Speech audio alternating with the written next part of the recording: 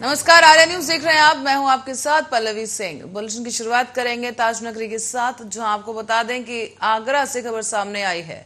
भाजपा प्रवक्ता नुपुर शर्मा द्वारा मुस्लिम समाज के पैगंबर के खिलाफ दी गई टिप्पणी के बाद अब मुस्लिम समाज लगातार विरोध जता रहा है। लेकिन इसी बीच अब आगरा के सीताराम मंदिर में हिंदू समाज के लोगों ने नुपुर के समर्थन में महाआरती का आयोजन कर मंदिर में सपोर्ट नुपुर शर्मा के पोस्टर चस्पा कर दिए हैं। साथ ही लोगों ने महिला का अपमान न सहने की बात भी कही। आपको ये बता दें कि नुपुर शर्मा के बयान के बाद मुस्लिम समाज लगातार विरोध कर रहा है और कानपुर से शुरू हुए इस बवाल के बाद शुक्रवार को यूपी के कई जिलों समेत तमाम राज्यों में हिंसक प्रदर्शन देखे गए। भाजपा ने नुपुर को पद मुक्त करने के साथ ही किसी भी तरह के बयान न देने के कार्यकर्ताओं को आदेश दे दिए हैं। और इन सबके बीच अब आगरा के थाना हरि पर्वत अंतर्गत मुस्लिम बहुल्य वजीरपुरा क्षेत्र में स्थित एक सीताराम मंदिर में मां पीताम्बरा की सेवा समिति के बैनर तले हिंदू समाज के लोगों द्वारा नुपुर के समर्थन में मां पीताम्बरा की आरती की गई और ये महाआरती का आयोजन किया गया है। इस आयोजन के दौरान तमाम लोगों ने आरती की और उस समय पर आई सपोर्ट नुपुर शर्मा के पोस्टर हाथों में लेकर नारेबाजी भी की।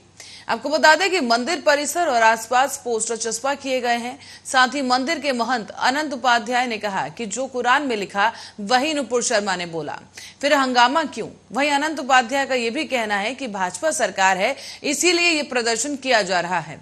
कोई और सरकार होती तो ये लोग कुछ ना बोलते। हमारी महिला शक्ति के पोस्टर पर बच्चों से टॉयलेट करवा रहे हैं, उनके पुतलों को फांसी दे रहे हैं और तरह तरह के अभद्र बातें की जा रही हैं। इस तरह महिलाओं का अपमान है और हिंदू ये नहीं सहेगा। नुपुर ने जो भी बोला है वो कुरान में लिखा है और हमारे धर्म में जो लिखा है हम वो बोलते हैं। इस तरह की तमाम बातें इस वक्त सामने आ रही हैं और प्रतिक्रिया नुपुर के बयान को लेकर अब हिंदू पक्ष की तरफ से भी सामने आनी शुरू हो गई है।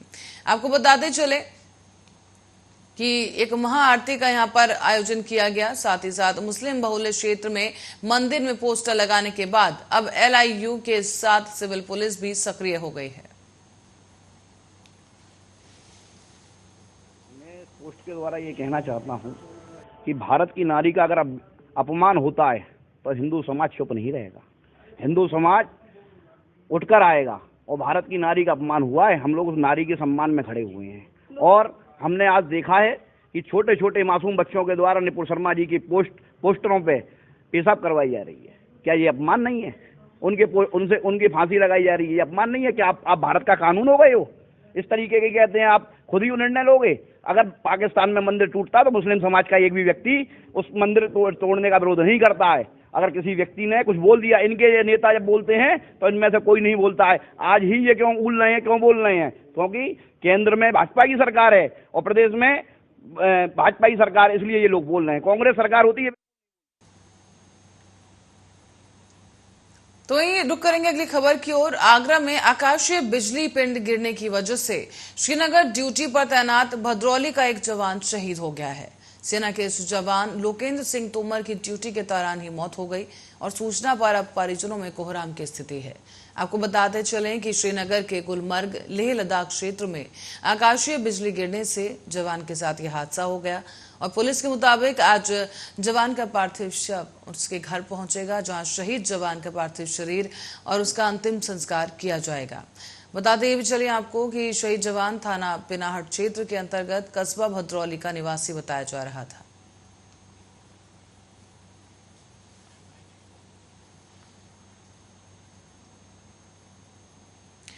और इस बीच औरैया में सरकार के मंसूबों पर अधिकारी पानी फेर रहे हैं। यहाँ आपको बताते चले कि सरकार चाहती है कि लोगों को दर दर भटकना न पड़े, इसलिए तहसील दिवस और थाना परिसर में समाधान दिवस का आयोजन किया जाता है।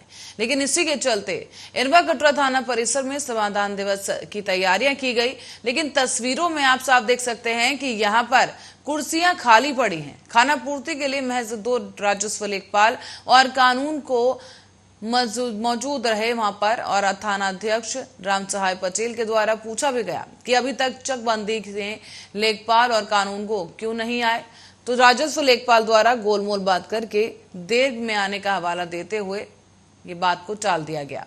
लेकिन इस बीच थाना दिवस के मौके पर आए राजस्व और चकबंदी से जुड़े फरियादियों को वापस लौट जाना पड़ा।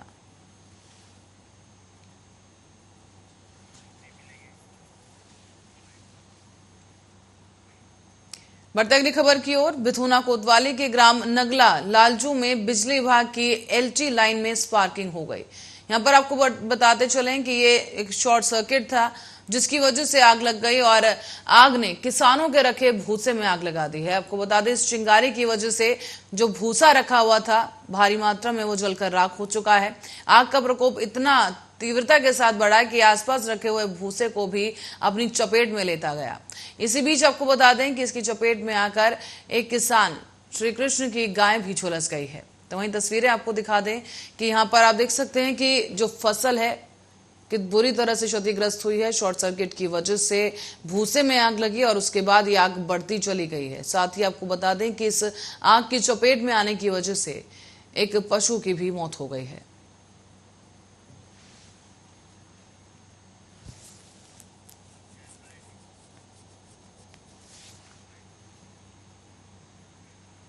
और इस बीच रुक करेंगे अगली खबर की ओर। यूपीपीसीएस की प्रारंभिक परीक्षा आज से शुरू हो चुकी है।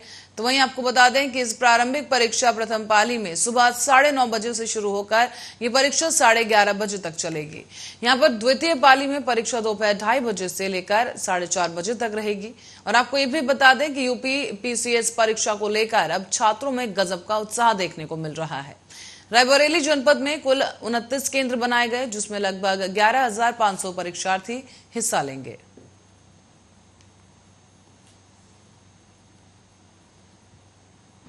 उत्तर प्रदेश पीसीएस परीक्षा की आज शुरुआत हो चुकी है। इस समय हम रायबरेली जनपद के महात्मा गांधी इंटर कॉलेज में मौजूद हैं। आपको बताते चले, रायबरेली जिले में पीसीएस के परीक्षार्थियों के लिए कुल 29 केंद्र बनाए गए हैं जिसमें लगभग 11,500 परीक्षार्थी जो है वो परीक्षा में भाग लेंगे। हम कैमरामैन से कहेंगे कि वो दिखाएं यहाँ पर जो है वो बच्चों की एंट्री चालू हो चुकी है और जो है पूरी सुरक्षा व्यवस्था के साथ जो है बच्चों को अंदर जाने दिया जा रहा है। हर बच्चे की तलाशी ली जा रही है और सारी इलेक्ट्रॉनिक डिवाइसों को पूरी तरह से बैन कर दिया गया है। यहाँ पर पुलिस की पूरी चाक चौबंद व्यवस्था है और ये परीक्षा 9:30 बजे शुरू होगी। 9 बजे बच्चों की एंट्री अंदर हो जाएगी और बच्चों को इस परीक्षा को लेकर बहुत उत्साह भी देखने को मिल रहा है। कैमरामैन विपिन के साथ ओम शंकर शुक्ला, आर्या न्यूज, रायबरेली। और लालगंज के फायर स्टेशन में अग्निशमन विभाग की ओर से आग से बचाव और सुरक्षा के बारे में बच्चों को जानकारी दी गई है। तो वहीं अग्निशमन विभाग से आए सुरेंद्र चौबे, मुख्य अग्निशमन अधिकारी रायबरेली, और उनकी टीम ने अग्निशमन यंत्र का प्रदर्शन किया। साथ ही साथ इस्तेमाल के तरीके भी बच्चों को समझाए। इस दौरान डेमो किया गया और डेमो के दौरान एक सिलेंडर का पाइप खोलकर आग लगा दी गई। इसके बाद इस आग को कई तरीके से बुझाना बच्चों को सिखाया गया है।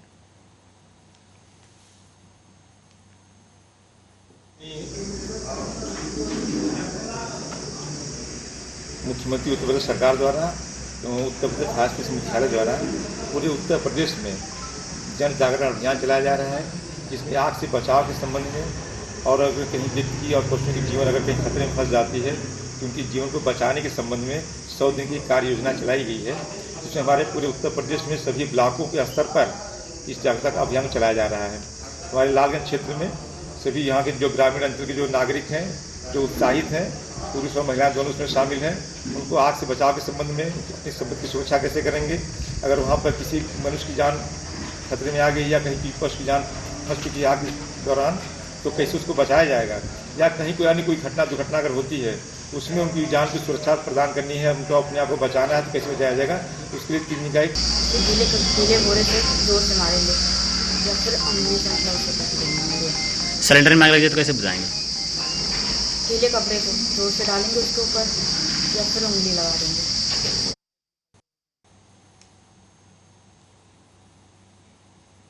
और अब बढ़ते अगली खबर की ओर। सोशल मीडिया पर सिपाही का बातचीत करते हुए एक ऑडियो वायरल हो गया है। इसमें मारपीट के मामले में पीड़ित महिला को शाहपुर थाने के सिपाही ने फोन कर सुलह करने की सलाह दी। सिपाही ने यह भी कहा और दावा किया कि दवा का खर्च लेकर सुलह कर लो, अगर थाने पर आना तो बड़े साहब से कुछ मत कहना, नहीं तो झेलना पड़ेगा। आपको बता दें, दरअसल इस महिला ने महिला सशक्तिकरण और मिशन शक्ति की बात करने वाली सरकार के मुखिया के शहर के थाना शाहपुर में झरनाटोला निवासी एक महिला न्याय के लिए भटक रही है। अपने हिस्से में भवन निर्माण करा रही महिला उषा निषाद ने शाहपुर थाने में दी गई लिखित तहरीर में कहा कि वो एक विधवा है और अपनी पुश्तैनी जमीन पर निर्माण कराने के दौरान उसके जेठ ने उसके साथ मारपीट की और निर्माण करने से रोक दिया गया। घायल अवस्था में शाहपुर थाने पर पहुंची महिला की पहले तो कोई सुनवाई नहीं हुई, लेकिन उसके बाद पुलिस ने एनसीआर दर्ज कर ली और फिर उसके बाद ये ऑडियो वायरल हुआ है।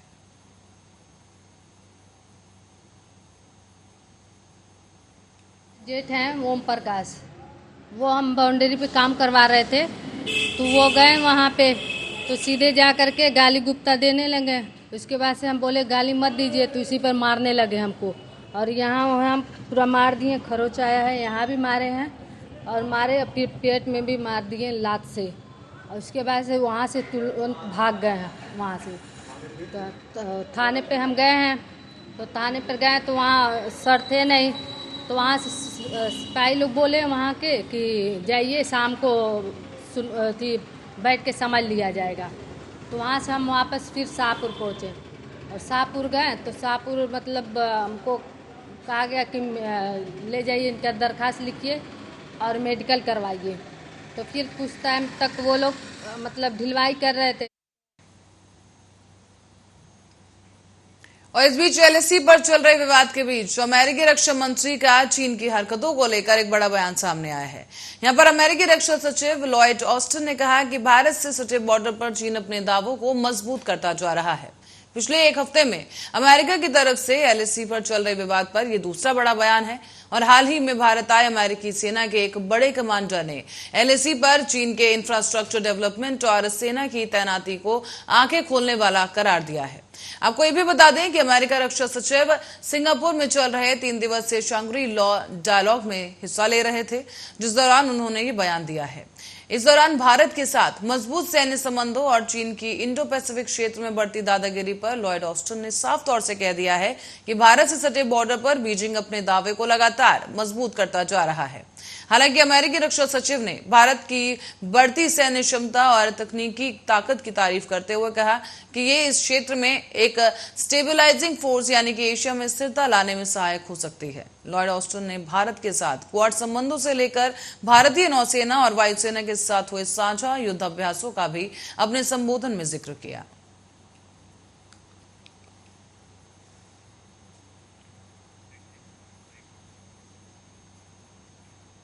पैगंबर मोहम्मद को लेकर निलंबित भाजपा नेता नुपुर शर्मा और निष्कासित नेता नवीन जिंदल की भड़काऊ टिप्पणी के खिलाफ बीते शुक्रवार को देश में कई जगह प्रदर्शन किए गए।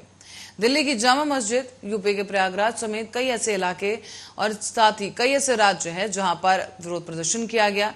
कोलकाता, हैदराबाद, महाराष्ट्र, बंगाल, पंजाब, रांची और बिहार जैसे राज्यों में भी कई जगहों पर विरोध प्रदर्शन हुए।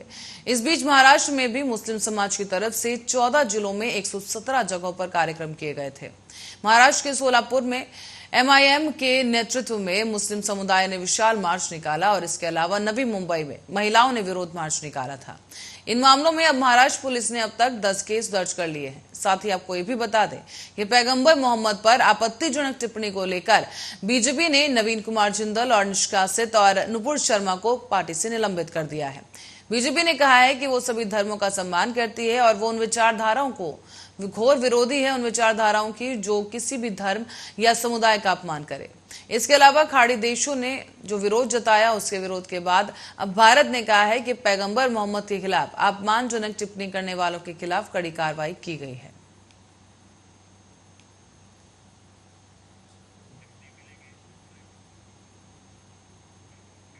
और इस बीच हरियाणा में राज्यसभा की 2 सीटों पर हुए चुनाव में कांग्रेस को मुंह की खानी पड़ी है।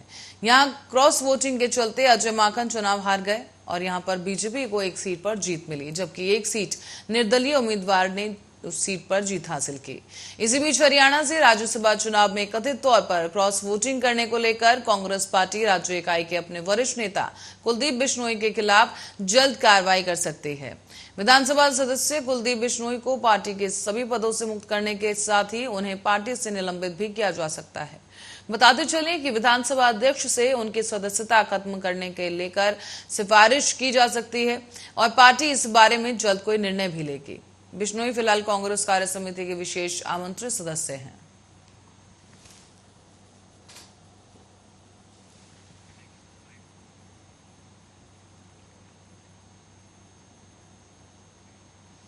और भिंड के गोहद इलाके में एक पूरे परिवार ने सामूहिक फांसी लगा ली है। इस घटना के बाद से ही पूरे इलाके भर में खौफ का माहौल है, साथ ही साथ लोगों में सनसनी फैल गई है।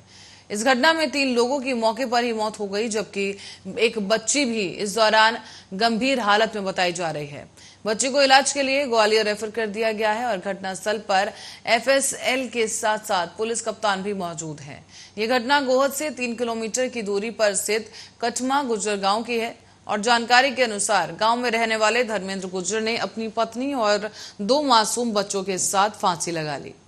इसमें धर्मेंद्र और उसकी पत्नी अमरीश और 12 साल के बेटे प्रशांत की मौत हो गई, जबकि स्थानीय लोगों की मदद के चलते 9 साल की मासूम बेटी मीनाक्षी की जान बचा ली गई।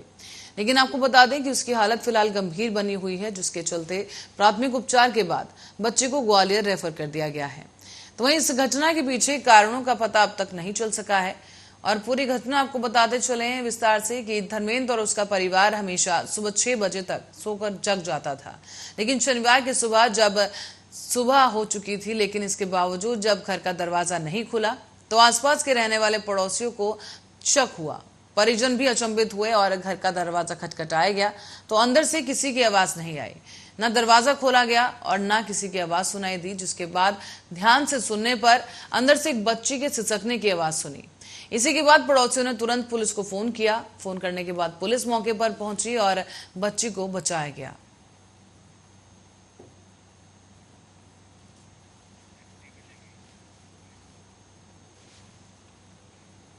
और इस बीच देश में बढ़ते कोरोना के मामलों को देखते हुए भारतीय जीनोमिक्स कंसोर्टियम अगले हफ्ते देश में जीनोमिक डेटा वेरिएंट की समीक्षा करेगा। सूत्रों के अनुसार इंसैकॉग को संयुक्त रूप से केंद्रीय स्वास्थ्य मंत्रालय और जैव प्रौद्योगिकी विभाग द्वारा वैज्ञानिक और औद्योगिक अनुसंधान परिषद और भारतीय चिकित्सा अनुसंधान परिषद के साथ शुरू किया गया। और इस दौरान आपको बता दें कि आईसीएमआर के अतिरिक्त महानिदेशक डॉक्टर समीरन पांडा ने कहा है कि डर या आतंक एक उपयुक्त कोविड महामारी या सार्वजनिक स्वास्थ्य के रूप में काम नहीं करता है। डर कभी भी डेटा के विश्लेषण करने में मदद नहीं करता, ये किसी उद्देश्य को पूरा नहीं करता और ये बहुत सावधानी से डेटा की जांच करने के बारे में है। इसीलिए अगर किसी विशेष साइट से या किसी जिले या राज्य के कुछ जिलों से उतार चढ़ाव देखी जा रही है तो हमें उस क्षेत्र में किए गए परीक्षणों की संख्या को देखने की जरूरत है। स्थानीय स्तर पर निर्णय लेने के लिए स्थानीय डेटा की सावधानी पूर्वक जांच करने की आवश्यकता है। साथ ही साथ डॉक्टर पांडा ने स्थानीय या फिर जिला स्तर पर कोविड-19 मामलों की बारीकी से निगरानी करने पर जोर दिया। उनका कहना है कि डेटा की सावधानी पूर्वक जांच करना स्थानीय स्तर या जिला स्तर पर हमारी प्रासंगिकता होगी और इसी के साथ ही ये देखना चाहिए।